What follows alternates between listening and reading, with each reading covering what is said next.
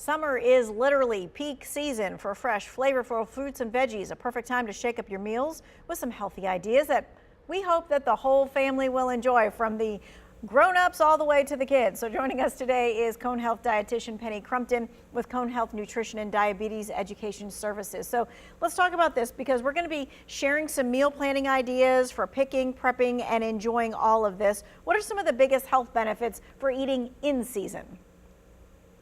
Well, thanks for asking me these great questions. As a avid gardener and a provider of lifestyle medicine, I couldn't help but agree more with the value of fruits and vegetables and their volume of fiber, vitamins and minerals, and water content that will help us lower our cholesterol, lower our blood sugar, lower our blood pressure, help us maintain that healthy weight, and also improve our digestive health. All right, let's start with how we can do it, because sometimes we need a few ideas, a few suggestions to get us started. Let's start with breakfast. What are some fast and fresh ways to enjoy summer produce first thing in the morning? Well, we love to have our oatmeal for whole fiber, adding lots of berries, using a Greek yogurt for a protein source, having a nice bowl of cantaloupe or berries on the side. For those that prefer more of a hot meal, definitely cutting up those fresh veggies, onions, green peppers, mushrooms, spinach, mixing it with some egg whites, having some whole wheat bread on the side with a nice slice of fresh watermelon. All right, so we got all the food. We got the fruits and the veggies in there with that egg mixture there. Okay, so midday meals, they can be a little tricky in the heat. What are your go-to healthy summer lunch ideas that don't weigh us down? Well, a caprese salad is really nice because we've got sliced tomatoes, we've got mozzarella. You slice that with the tomatoes, put some of that fresh basil and drizzle it with some balsamic vinaigrette, and that makes a wonderful lunch, easy to go. Also a spinach salad or kale salad for those that like a little bit warmer lunch but easy on the stomach. You can definitely do a Mediterranean salmon patties with a nice spinach salad on the side. Okay, so you got your protein, but you also got your veggies all at the same time. Dinner time, let's talk about an easy way to build dinner around seasonal produce.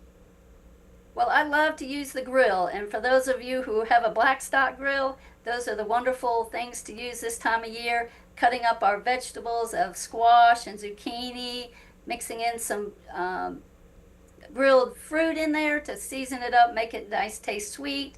Eggplant, squash, zucchini. If you want to put some fresh fish that you might have caught on the coast or some salmon with that, it makes a completely wonderful dinner meal, and adding it with a nice bowl of fresh fruit for a nice dessert.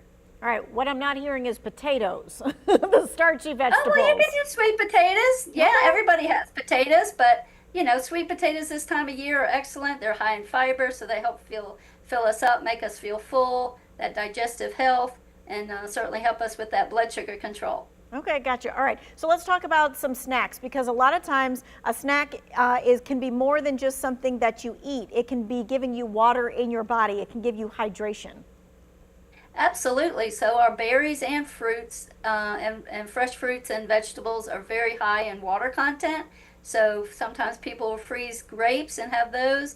Watermelon, cantaloupe, honeydew melon, they're about 80% water. So they're going to hydrate us and make us feel really full and refreshing, and keep those hot temperatures in a cool place in us. Speaking of the hot temperatures, let's talk about some food safety, because summertime is famous for all the picnics and the cookouts and stuff like that, which means food sits out somewhat. Right. So when we're gathering with family and friends at cookouts, we really want to make sure we're each and all safe. So we want to keep our cold foods cold, and that requires us to keep our temperatures of our foods that we're bringing to cookouts at about 40 degrees or below. And you can transport those in a cooler over ice packs. So we definitely want to keep those below 40 degrees to keep the bacterial content down. And then our hot grilled foods, we want to keep those at 140 degrees or higher to reduce the risk of bacteria and foodborne illnesses. So making sure we keep those in the oven or on the grill or on the stove, and keeping that thermometer handy to be checking those temperatures right before serving. Okay, yeah, we don't want to be leaving things out for so long that people actually get sick because they came to the family cookout. All right, we have a couple of more things to talk about when it comes to summer nutrition and health. We'll be back in just a few minutes.